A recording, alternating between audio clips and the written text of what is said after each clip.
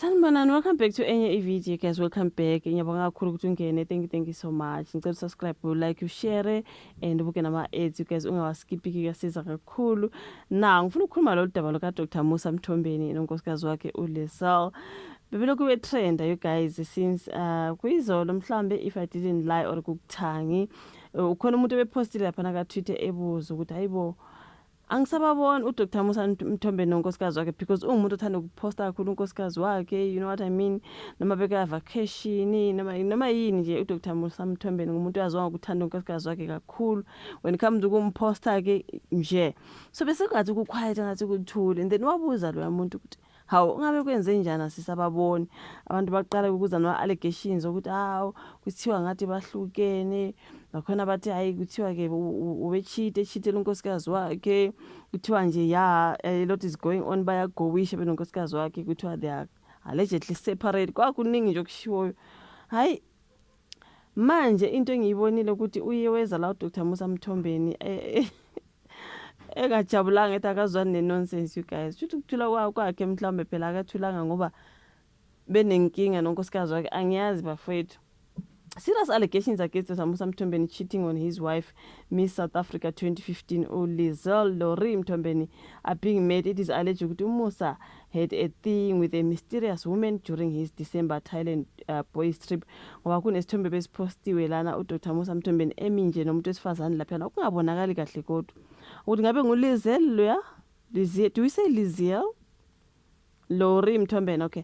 So angiboni kulesi sithombe ukuthi angazi then i-caption ekona lapha ukuthi apparently Musa purchased a BUMS from his high-end booker. It was during his trip to the island of Phuket. Yena ntathi beyibhalile futhi bekhuluma phela ukuthi lwana owesifazane mhlambe intombi yakhe uchithela unkosikazi wakhe.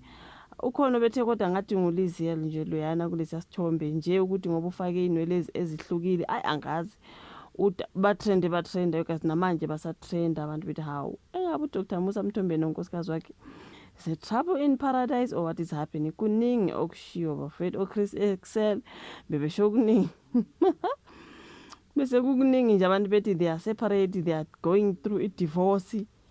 Hayibo yebo ingakho nje kuthulekile bengasabonakala kunzima makunjalo ngoba le couple yaziwa ngokuthandana kakhulu nokupostana kakhulu bafethu. Ngasengibona i-tweet lapha na think ka Dr. Musa Mthombeni, yes ngibonile ubethena, if you hear anything about me that isn't about me loving my baby girl, ngiyacanda baby girl besho unkosikazi wakhe, that is about not about school, career, family or generally enjoying life, it is a lie. Angizwani nonsense. Shukuthi nje besho phela ukuthi yonke into ekhulunywa ngaye ingamanga. Wabuya kunenye futhi laphana i-tweet ethi awabathu mina futhi what fresh lie is it today ngoba ubebona phela etrenda wathi hawu mina njalo, you know what I mean, ngoba uChris Excel ubethena my close source told me that apparently there is trouble in paradise. Okay, ubephendula kumuntu uthi I missing Dr. Musa and Lizelle's content, where are they? They are so scarce. Wasethi uChris Excel, my close source told me that apparently there is trouble in paradise. Hayi ama-Twitter ke maningi uDr. Musa Mthombeni laphana engajabulanga at all. Iko lapha if you hear anything about me that isn't about me loving my girl, school, career, family, generally enjoying my life nje yazi ukuthi it's a lie. Angizwani ne-nonsense. That was uDr. Musa Mthombeni. Abantu bathe it's rumor, sizwe ngerumor nkosi yami. Hayi guys, kuningi okulaphana obephendule abantu ubuye wathi skepsele sabathu Sebokeng Senseng. Awu guys, get a little more creative please, try something different. Isingimusa li-cheating hle, come on. Nguye nje laphana you guys, abantu abathole enye into abangakhuluma ngayo ngoba yena ne-cheating hayi ngeke bafethu ngoba ubetrenda nje ukuthi he cheated on his wife and then blah blah blah. Okay, so ngilandelela ama-Twitter yakhe nje laphana you guys ekhuluma ngalolu daba lwakhe lokutrenda ukuthi he was cheating on his wife. Ingakho nje kuthulekile nje ngoba uyagowisha uhlukene nesithandwa sakhe. Sishase whole lot here abantu into kade beyisho awuthi ngiye kuma-Twitter ke akugallery yami because these were allegations obviously bekungamanga bafethu. Asazi njalo kunokuthi into mayisenzeka mabe trend abantu babuye bezothi it's a lie kodwa kungewona amanga, right? Let me see here. Ubuye wathi I've got time today ngithole kahle nge-day off. Wozani this was him yazi ubephendula abantu wathi nginesikhathi namhlanje ngizwani ne-nonsense. Wozani la ukhona thena shit, you just did it immediately. Now close the comments for verified comment. Okay, for verified accounts only. I want to see some angry community here. Wasethi, how do I do that? I want them to starve. Hlala one way ngegama la. This was him eshukuthi ke uzovala ama comments ke you guys avale abantu, especially those who are not verified, something like that. Wabuye watweeta not one day le allegedly yenu is gonna end in punitive courts. Lapho nami bempostile ngathi allegedly yazi kwafila ngathi uphendula mina ngathi we inkosi asethemba kafikanga kuyami tweet you guys.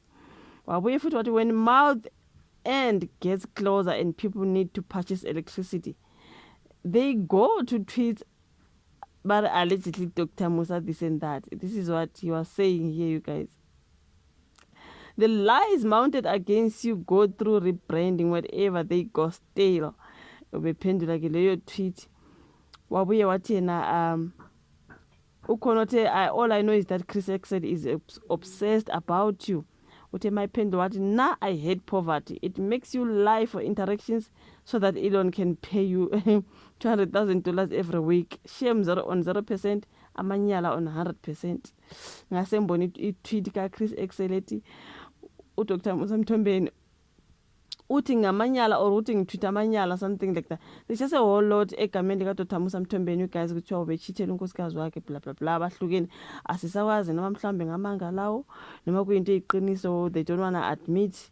Hayi kodwa ke uDr. Musa Mthombeni ula on X uphendula abantu uthi namhlanje nginesikhathi seni wozani sengikhathele yini manje manilambile niya Twitter nithi Dr. Musa Mthombeni this and that. Hey phela yazi ukuthi abantu mabe Twitter kanje, you know what I mean, bathole engagement benza imali uthi manje abantu benza imali ngaye.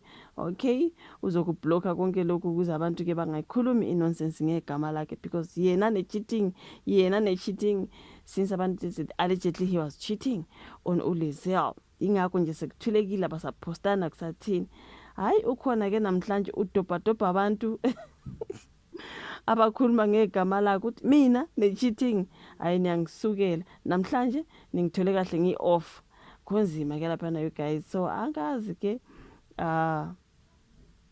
hayi angazi angeke ngiye into all the tweets you guys. There's just a whole lot ebekhulunywa ngabantu nguyena nobaba Julius Malema batrenda namhlanje kuminyene lapha yana ka X. It's just a whole lot, but anyways uvula ka comment section, like i video, subscribe, share bese sihlana kwezayo. Bye.